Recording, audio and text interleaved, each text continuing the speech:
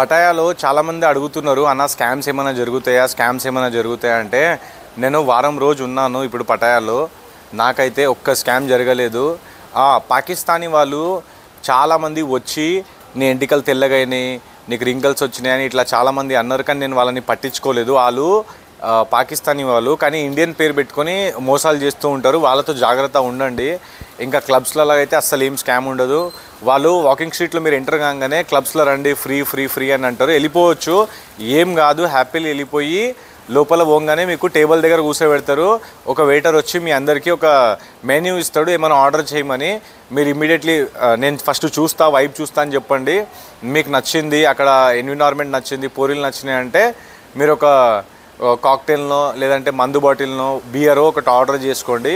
చేసుకున్న తర్వాత మీకు నచ్చిన అమ్మాయికి పోయి చర్స్ అని చెప్పండి, మాట్లాడుతుందామె, ఏం ఇబ్బంది లేదు. దాని తర్వాత మీరు మీ ఇష్టం, మీరు రేట్ చెప్పి సెట్ చేసుకొని తీసుకోవాలా, అంతేగాని అక్కడ అయ్యేది ఏం లేదు.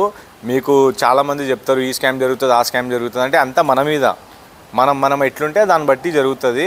మనకు తెలిసిపోతుంది కదా ఎట్లయినా. ఫస్ట్ ఆఫ్ ఆల్ చాలామంది ఫస్ట్ పోయేటప్పుడు భయపడతారు. ఇప్పుడు నేనే వచ్చి వారం అవుతుంది, ఫస్ట్ రోజు నేను భయపడ్డా, సెకండ్ రోజు నేను ఫుల్ ఎంజాయ్ చేశాను. ఇంకా ఏముండదు గైస్. మీకు ఏమైనా డౌట్ ఉన్నా నాకు అడగండి, ఓకేనా? Thank you so much.